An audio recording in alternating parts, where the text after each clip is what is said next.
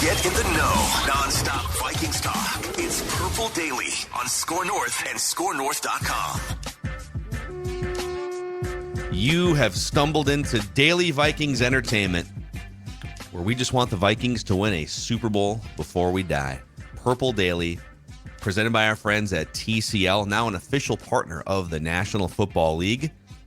And we have all sorts of juicy news here on this Monday morning to react to. Or maybe it's more developing news. It's not like breaking, but it's very much developing news. It would be the orange color bar, not the red color bar on the bottom of the Sports Center screen. Developing, which we'll get to.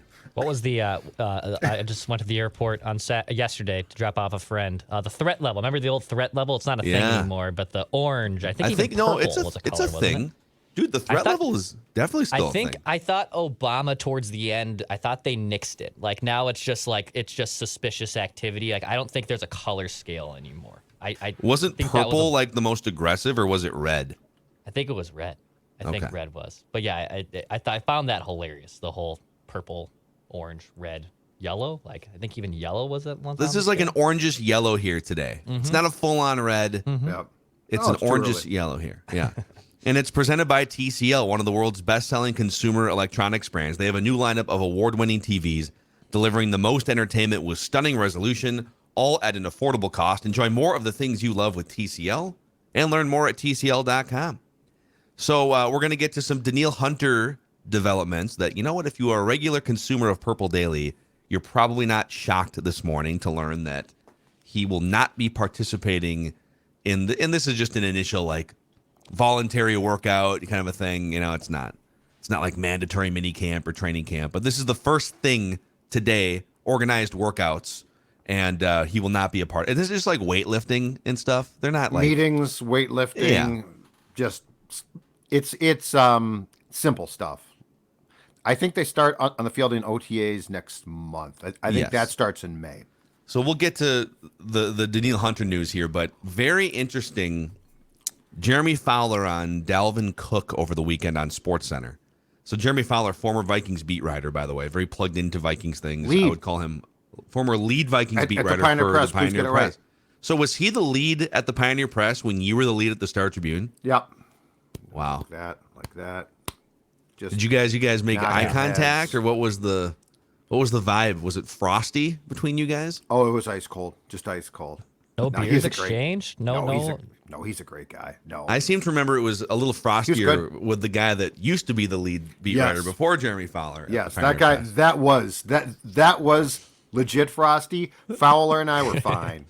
So I love how Jeremy Fowler goes on SportsCenter. They bring him on every weekend. They put like Schefter is the weekday guy.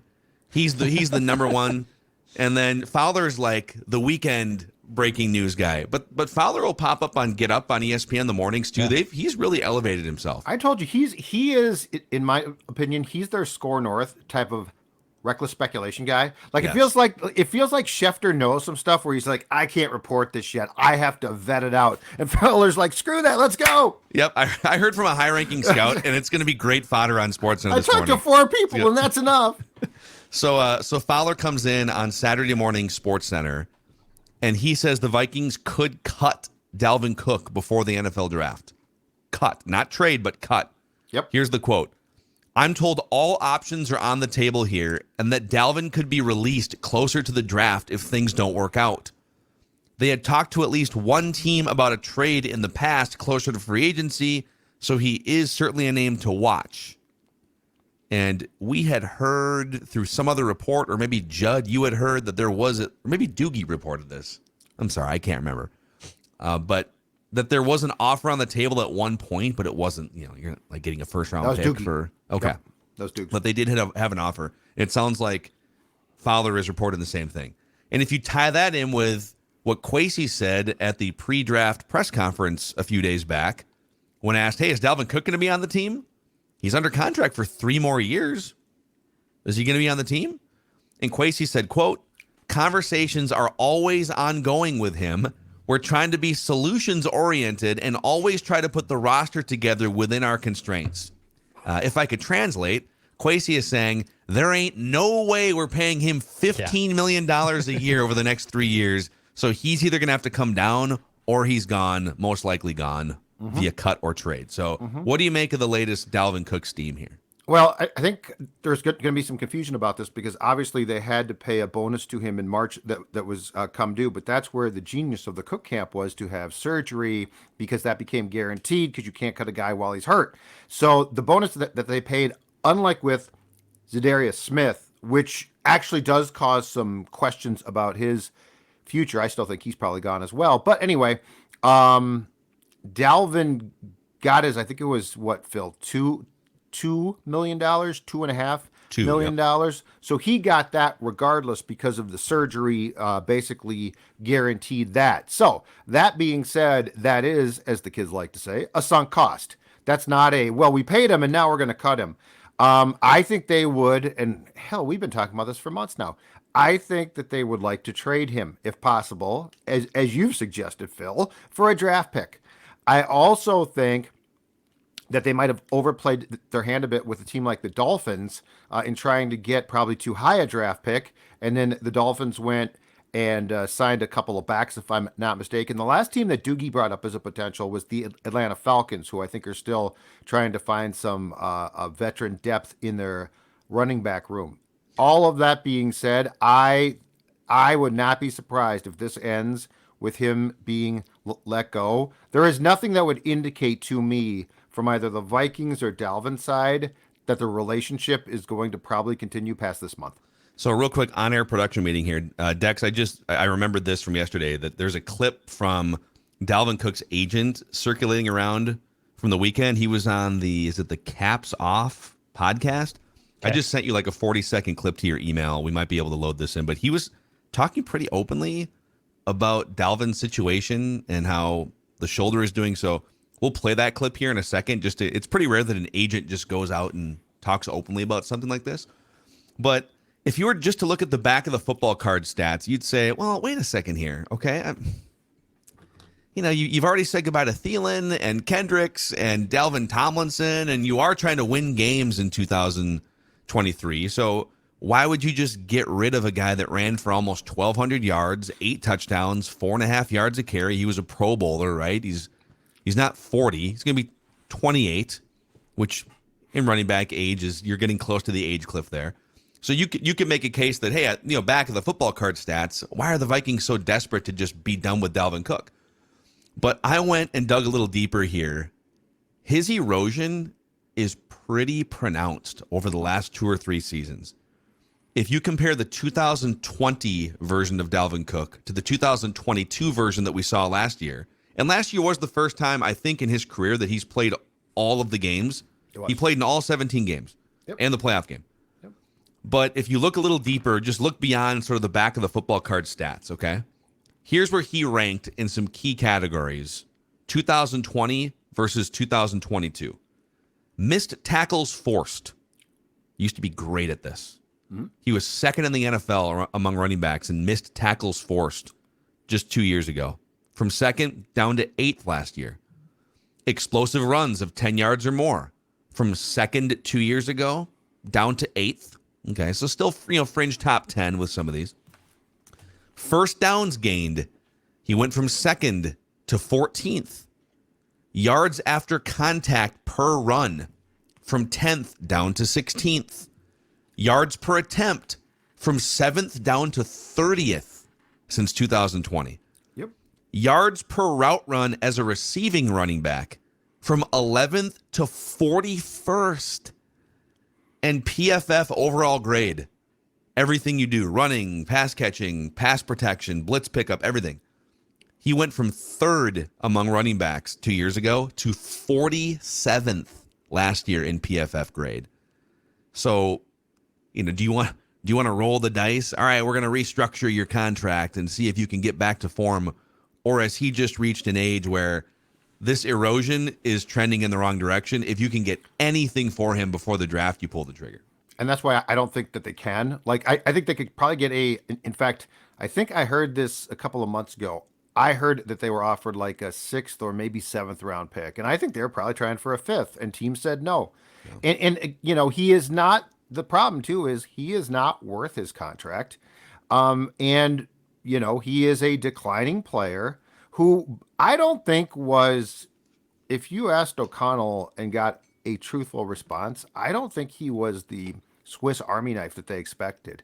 There was definitely an expectation during the offseason workouts that he was going to line up in different places, catch passes, which, by the way, I expected too. So I was unpleasantly surprised that I didn't think that he was nearly as versatile as he used to be or what they thought. And so but the problem here is this, and this is where the Dalvin Cook camp sort of has the Vikings in a little bit of a pickle too, is the question coming off the shoulder surgery, which the Vikings were asked about and were very, not surprisingly vague about at their press conference before the draft last week, is he has to pass a physical.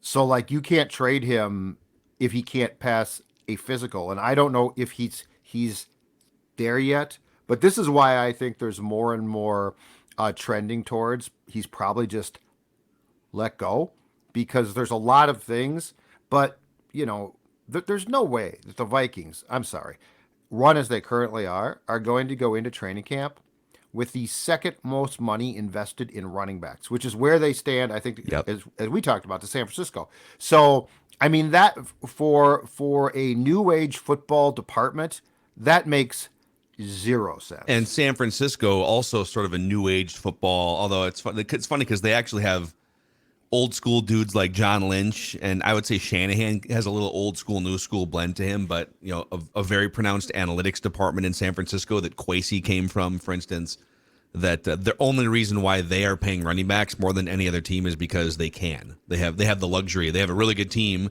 They were great managing their cap. Oh, and we have room for Christian McCaffrey now. Yeah. Let's hear from this is Dalvin Cook's agent on a podcast over the weekend.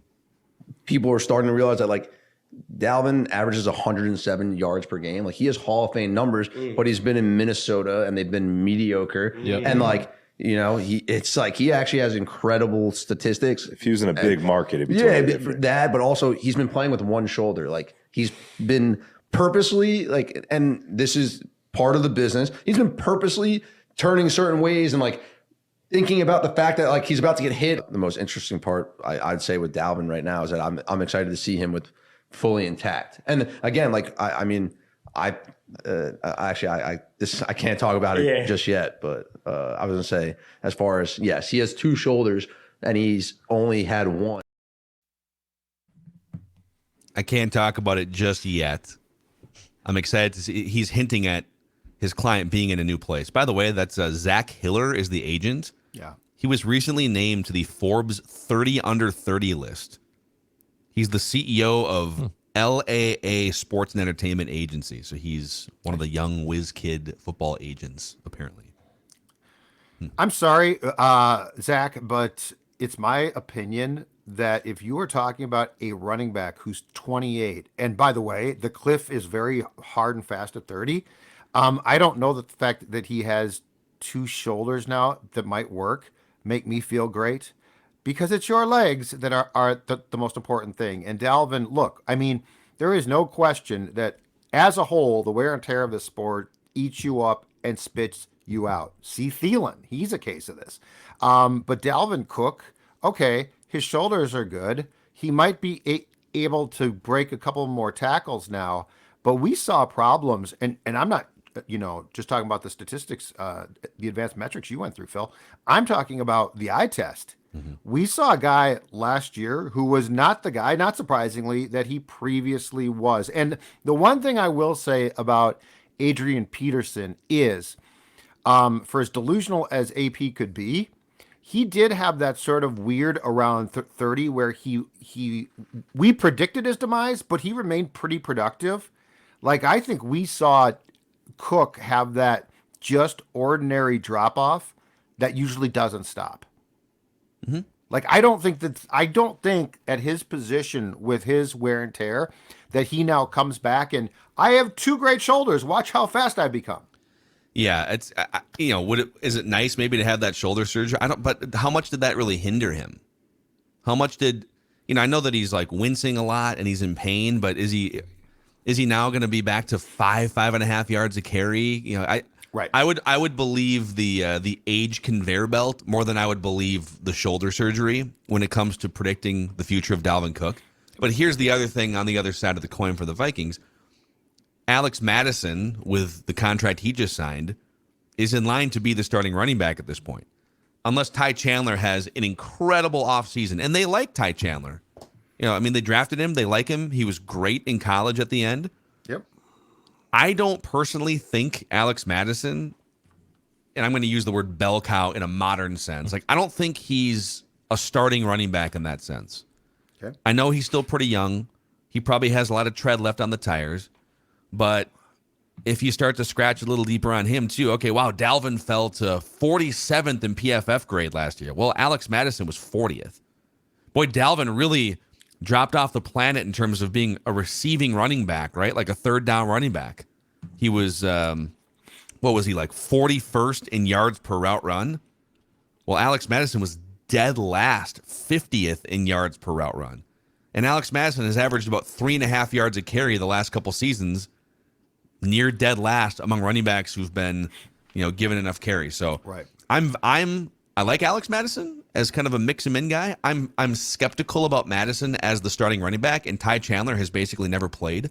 Mm-hmm. So I do wonder. I'm not using these as reasons why you should consider keeping Dalvin. If you can get a draft pick for Dalvin, I'm all for it. But I don't know that they have a surefire ready option to step in and be anywhere near as good as Dalvin was for much of his career. And I don't think that in today's football with a modern play caller like KOC, I don't think that you need a sure thing. Like, I don't think, because we have become, conditioned through a guy like Peterson to use your term, think of a bell cow, a guy that starts and plays a ton, and there was a time when that was incredibly important. But, the Chiefs drafted Isaiah Pacheco from Rutgers in the 7th round. And right now, it's beautiful because they're going to use him up in a couple of years, 3 years. They're going to pound. He's going to pound the rock occasionally. He's going to get beat up. He's going to catch some passes. And then they will move on. Like, the sport's really brutal. But the reality is there are certain spots that are recyclable positions. And the nuance of those positions have changed.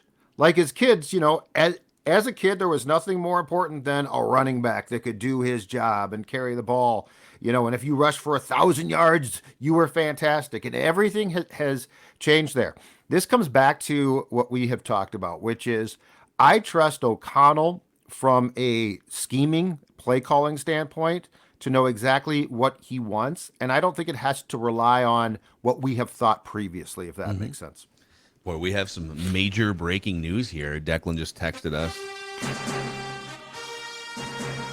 And we'll get to the Danielle Hunter conversation here and a really interesting mock draft as well. But we have a new highest paid quarterback in the National Football League. Jalen Hurts has signed a 5-year, $255 million contract extension that makes him the highest paid player in NFL history, sources tell NFL Network. It's $179.3 million in guarantees and a no-trade clause. So if my math is right, he's going to average $51 million a year, which puts him just above Aaron Rodgers' $50.2 million a year. Woo. And the total guarantees of $179.3 million slot in as the second most guaranteed money ever given to a quarterback. Still $50 million behind Deshaun Watson's outlier contract from last year. What? But ahead of Russell Wilson, Kyler Murray, Aaron Rodgers, Josh Allen, Patrick Mahomes, etc. So Jalen Hurts, man, hell of a season for him. He gets paid. Now they do have some flexibility. It's a 5-year contract. They'll be able to move a little bit of money around, but woof.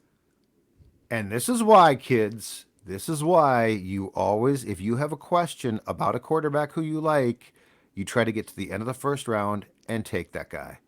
Because this was a 4-year contract.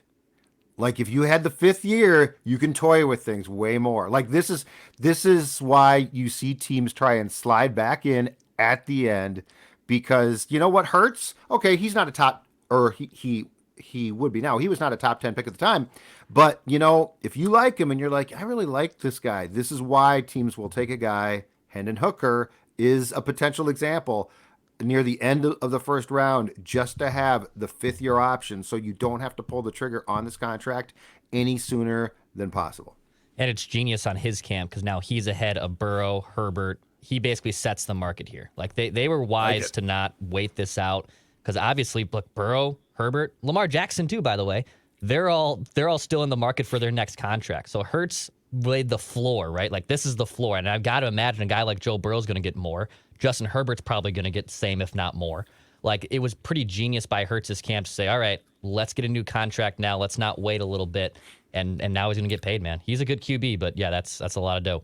Or maybe if you would have waited, he would have gotten more than Burrow. Because I feel like every new quarterback that's up for a contract, whether it's Matt Ryan or Matthew Stafford or Kirk Cousins back in the day, 5 years ago, it's like if you're a starting quarterback who's pretty good, and Jalen Hurts is better than pretty good, you become the highest paid quarterback in the NFL because the inflation train does not stop moving. The cap goes up like $8, $9, $10 million every single year. So there you go. You have a new highest paid quarterback in the National Football League. It'll be a little harder for the Eagles to keep, and you've already seen this, like the Eagles have lost players to other teams in free agency. Mm-hmm. This is what happens when you have to plan for paying one guy that much money. But maybe he does fit in the category with the Burrows and with the Patrick Mahomes of just, is he good enough to where you just pay him and he can carry your franchise? I don't know that he's there yet. And that's to Judd's point. And for the audience, sometimes I think we speed past some of these things that we feel like are common knowledge among us because we've covered the NFL for so long. But for those that don't know, a first-round draft pick in the NFL gets a 5-year contract. Everybody else gets a 4-year contract, or second-round picks, 4-year contract. So Jalen Hurts, because he was a second-round pick, the Eagles had to make a decision on his future a year earlier than they may have. They could have kind of dragged it out. They could have dragged it out here. They could have franchised him if they wanted to, but then that creates bad feelings and whatever. Like he brought him to a Super Bowl. Yep. So that's why teams do reach, and that's why like Hendon Hooker's not a first rounder. Well, if you think he's a second rounder, you might as well take him in the first round so you can get the 5th year of value if you hit on him, right? Yep. So all right, let's get to the Danielle Hunter stuff here in just a moment. But let's say hi to, I guess it's not a new sponsor, but it's a returning sponsor here in Aquaside, Declan. Yes, Aquaside. Our friends are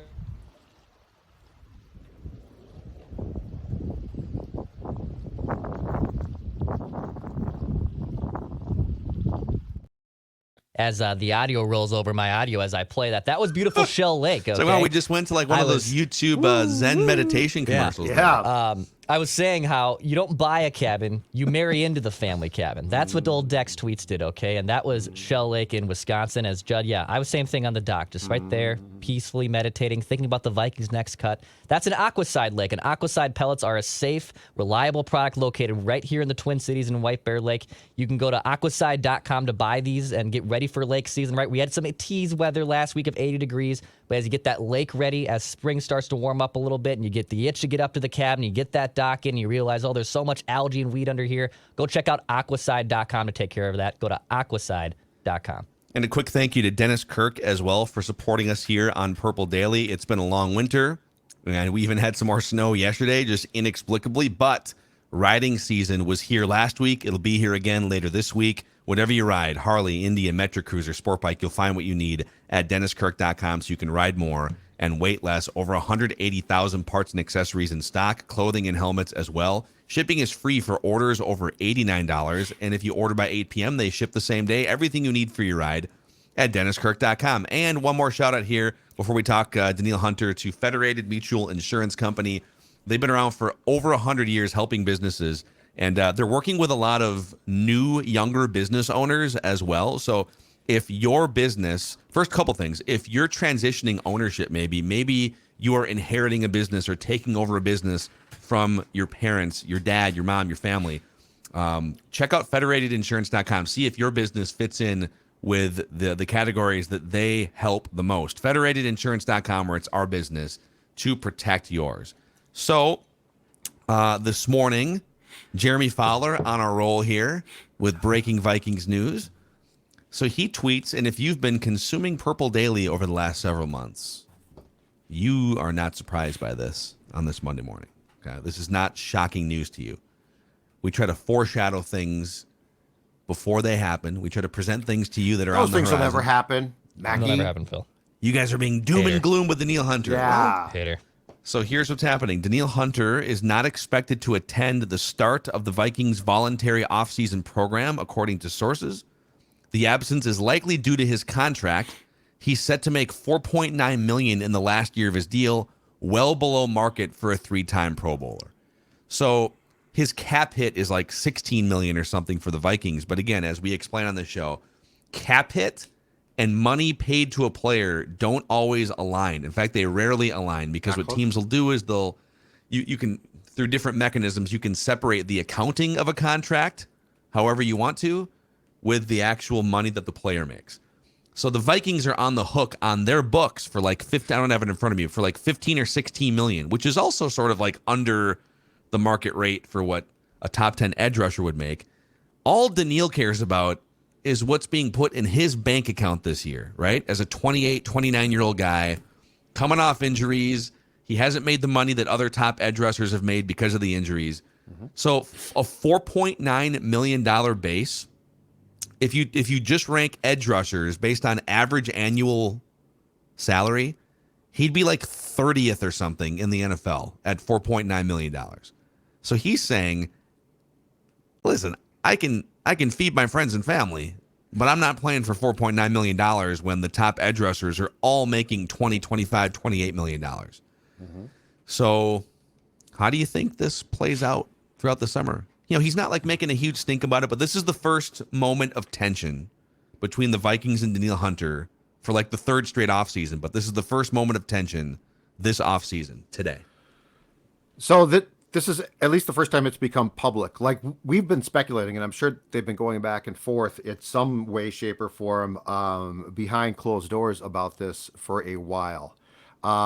If you would like to read more about this, by the way, there was a very enterprising columnist at VikingsWire.com who sat down yesterday and laid this out, not even knowing this was coming. I mean, you talk about foreshadowing.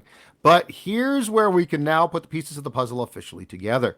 I think there was questions, rightfully so, when Zadarius Smith basically asked the Vikings for his release, a couple months ago, month and a half ago, and then went on social media and said his goodbyes, and the Vikings were like, not so fast. And then the Vikings paid him a $5 million guarantee in March, and people were like, well, that's weird. He wants out, and they're paying that. I think we now have our answer. The answer is this. One of them's gone, but it might not be Z. Originally, I thought, and I think their preference is that, I think Brian Flores, as Doogie has reported, is very excited about the potential of probably working with Danielle Hunter more than Zadarius Smith. But you know what? The Vikings are in flux here, and there's changes coming.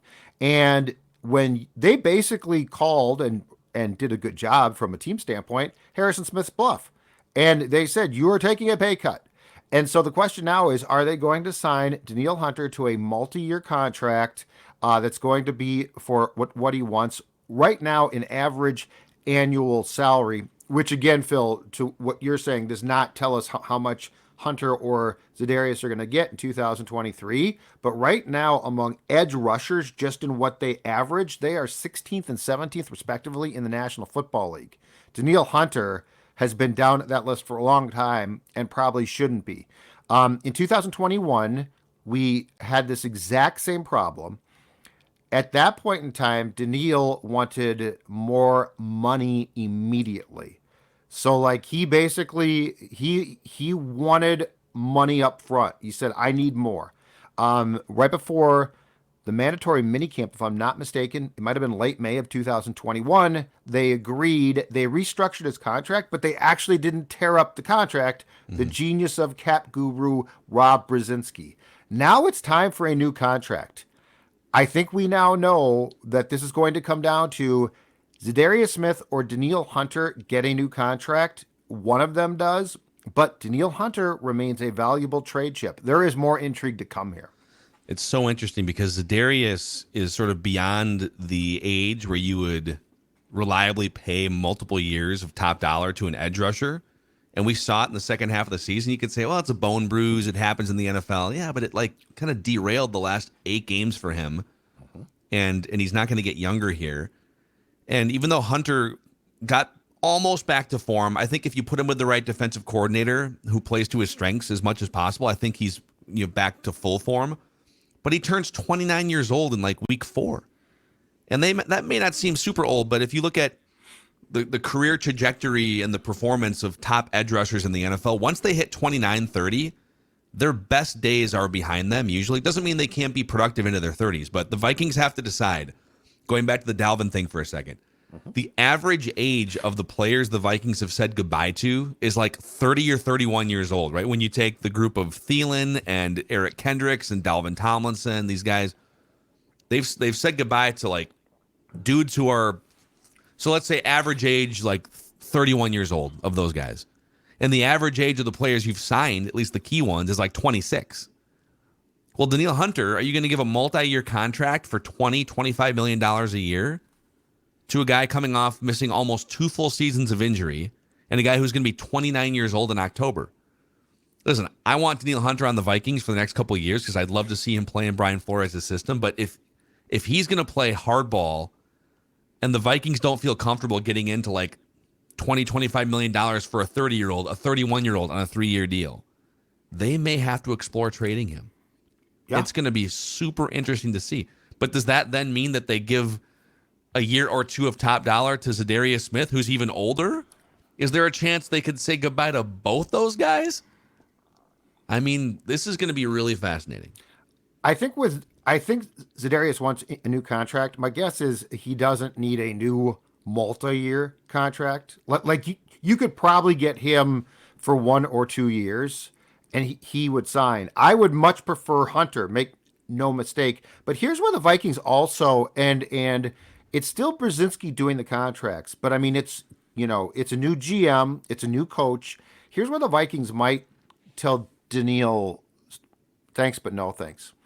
So in 2021, they redid his contract, restructured it, and gave him more cash up front. Keep in mind that in March of 2022, if you recall, you guys, they had a big decision to make because the restructure of that contract called for an $18 million bonus in March of 22. And there was some thought the Vikings might cut him. What are they going to do? They decided at the end of the day to pay that. There's a fighting chance that they're going to tell him, dude, we have bent over backwards. Like, we've gotten you your cash up front. We've done this. We've done that.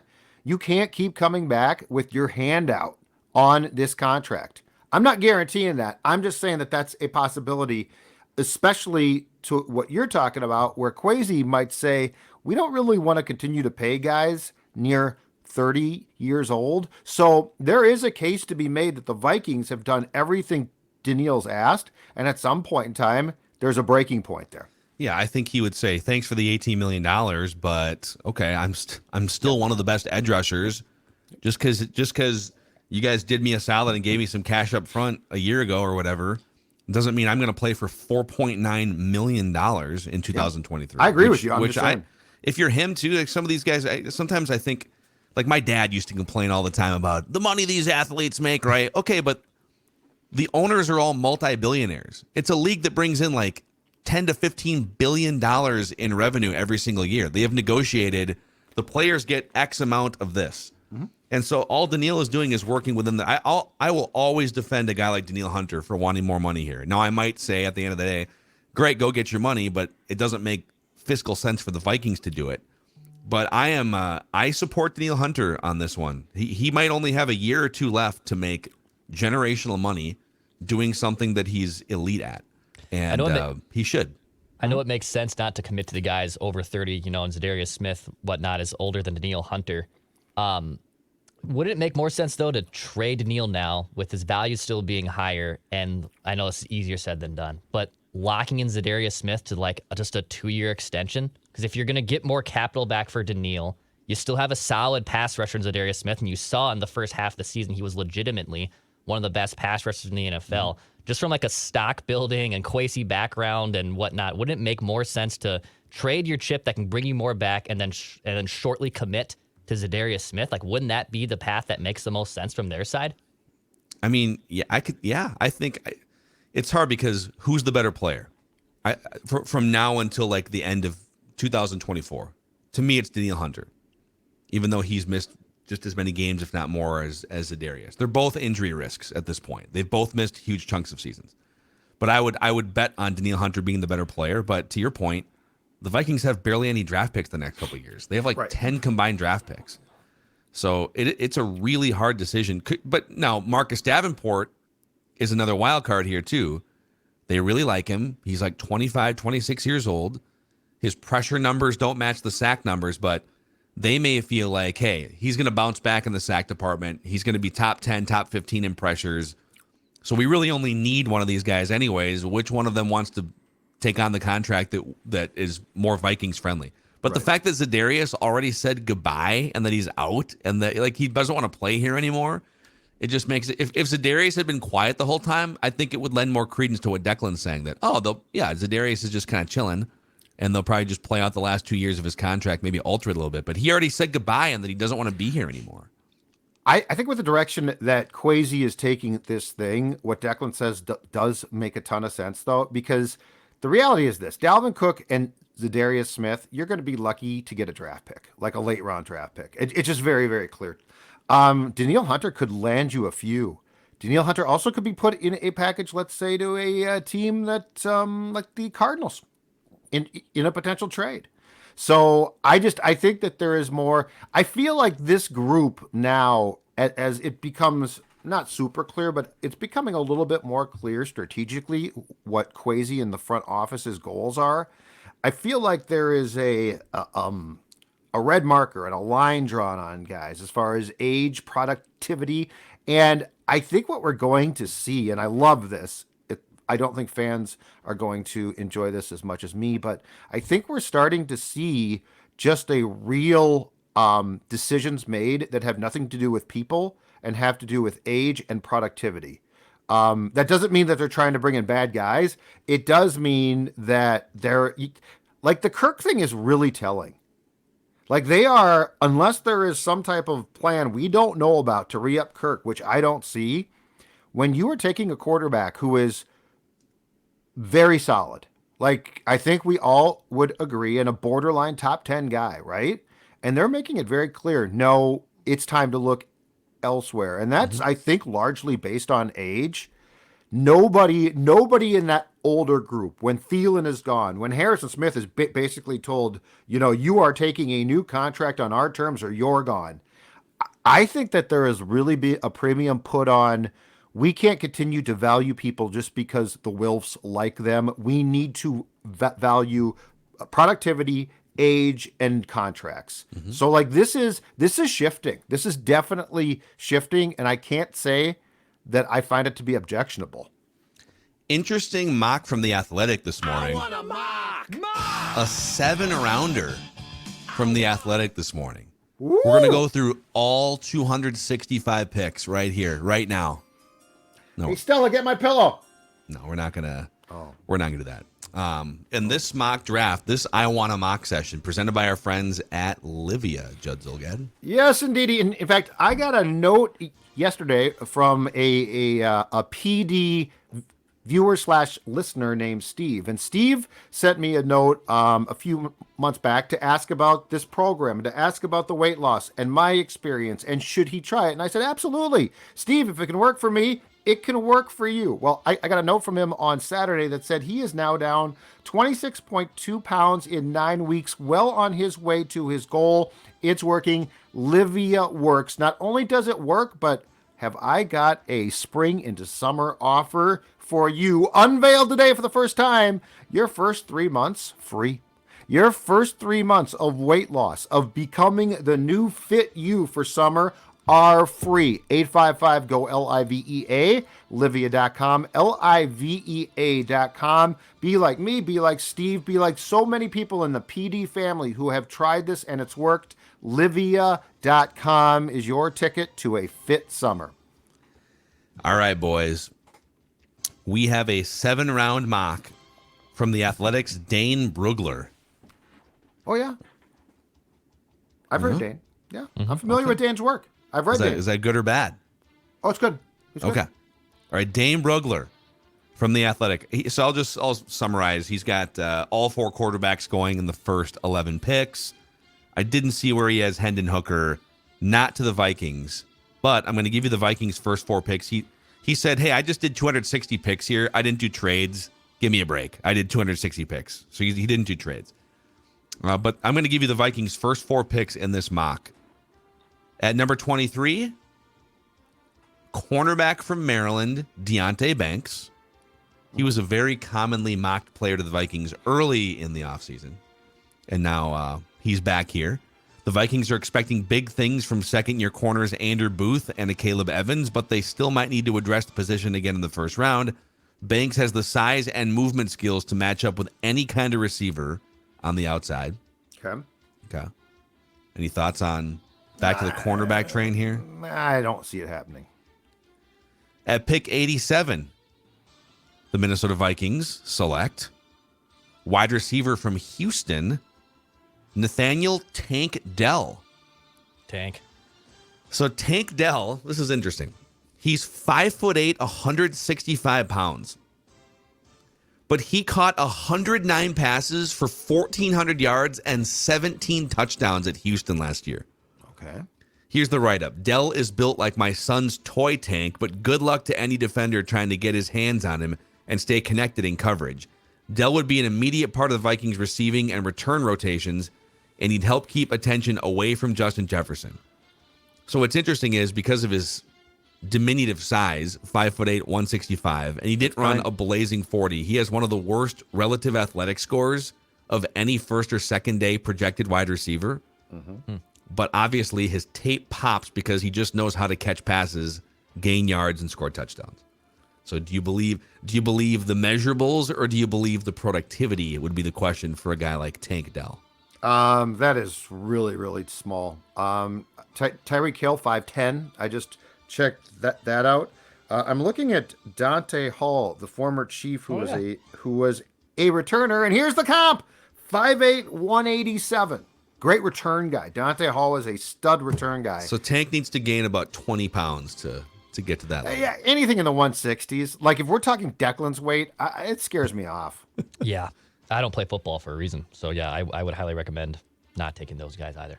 So interesting. But the fact that the guys had a couple of huge seasons, some guys are just, but if you can put 15, 20 pounds on. That can be college. I mean, he might be a return type of specialist type of guy. I don't know. But I'm just saying, I don't know. The run and gun college stuff, it does work. It's coming into vogue more and more, I think, in the pros, but that's so small. At the 119, the Vikings select Alabama linebacker Henry To'o. And at the 158, this is the interesting one. Okay. The Minnesota Vikings select, out of the University of Stanford, quarterback Tanner McKee. You know what's funny about that? I actually was asked by my friends at Vikings Wire to give a prediction on a surprise pick, and I picked the same thing, Tanner McKee. If you read up on him, it makes some sense. Smart guy, can learn. He's like Kevin O'Connell, basically. Well, yeah, and he's also a guy, again. Although O'Connell was more mobile, I think. Yeah, but I mean, if he busts, he busts. Like, these are the type of guys that I would have no problem taking chances on. And we've talked about this. These are the type of guys that it felt like the Spielman era drafts would never take, right? Like, oh, we can't do that until they took Mond, which of course was a complete bust, but at least they tried. So Tanner McKee actually, I think, makes a ton of sense as far as a potential project. If he develops behind Kirk, awesome. If he doesn't, you continue to spin the wheel. I think and we can never really go back and do this, but Tanner McKee was recruited and offered by almost every big college football program in the country out of high school. He literally had offers from Florida, Auburn, Notre Dame, Florida State, Tennessee, USC, Alabama, Texas, Texas A&M, Washington, Arizona, Arizona State, BYU, Georgia, UCLA, Utah, Purdue, all made offers on this dude coming out of high school. Yeah. He chose Stanford. The cupboards are pretty bare at Stanford these days. They're winning 3 games a year. They just don't have the NFL talent that we've seen in years past. There's not a lot to work with at Stanford. And so his numbers and productivity in college are just really not that eye-popping. But if, because again, Alabama offered him. If you were to plug him into Alabama's juggernaut Ferrari the last few years, like Mac Jones as a junior at Alabama, because he's throwing to NFL wide receivers, handing off to NFL running backs, playing behind NFL offensive linemen, NFL defense on the other side to give you a cushion, right? So Mac Jones gets to complete 77% of his passes, 41 touchdowns, 4 interceptions. He looks great because he's surrounded by the best players in college football. Right. If you were to put Tanner McKee at Georgia, at Tennessee, at Alabama, what does his draft stock look like? Does he rise up into the first round like Mac Jones? Maybe he's overdrafted, right? So I think another thing to note too, he's 6'6", 230. He's got like Big Ben Roethlisberger size. Not very How big are mobile. the mitts? How big are the mitts? I'll get that for you. Let's see here. Talk to me about the hand size. Tanner McKee hand size. Let's see here. Nothing as important as hand size to me. 9 3/8 inches. Those are big enough hands, right? You don't want those hands under 9 inches. Could be a problem. Yep. Get those tiny Burger King I hands. like yeah. Yes. No Dante hands. Because of his, so he's not the most agile guy, but because of his size, just 6'6", 230, he had the 4th best relative athletic score of any quarterback at the combine. So, it's an interesting one. Obviously, like the later you get in the draft, the less likely it is that these dudes pan out to be above average multi-year starters. But there are definitely worse infrastructures than what the Vikings have with Justin Jefferson, Kevin O'Connell, TJ Hawkinson, a couple franchise tackles. So, right. Well, and plus, you can't be scared to take them. Like, that's the thing is, a lot of them aren't going to work, but because it's the most important position in sports, there has to come a time where you basically say, I have the confidence to think that 1 and 4, 1 and 5 will hit on pretty well. Yeah. It can't be like, oh my God, Kellen Mond didn't work. I will never draft a quarterback in the 3rd round for the rest of my life. You can't do that. Yeah. Yep. So there you go. There's your 7 round. Yeah. There's other rounds here too. You can go check it out. 7's too much, by the way. That's too much. It's aggressive. It's way too aggressive. You know what? Go back next time, dude. Do a 2-round mock. Make trades. I'll be much happier. I don't need you to do 7 rounds. What? Well, if it's only a 2-round mock, you wouldn't get Tanner McKee in the 4th round, and they wouldn't have been able to talk about Tanner McKee there for a few minutes. I'm just telling them, yes. Selfishly, it helps us. I am saying from a standpoint of what I believe, though, that you should do. I don't think that you should do 7 rounds. You know what you should do? You should come hang out with us for the Surly Park Tavern draft party on April 27th, 6 o'clock start time, no cover charge, 7 o'clock-ish. We're going to go live on the Purple Daily YouTube channel. The 2nd annual draft party. We would love to meet as many of you as possible. So if you're going to attend, come on up, say hi. The Surly draft party at Park Tavern.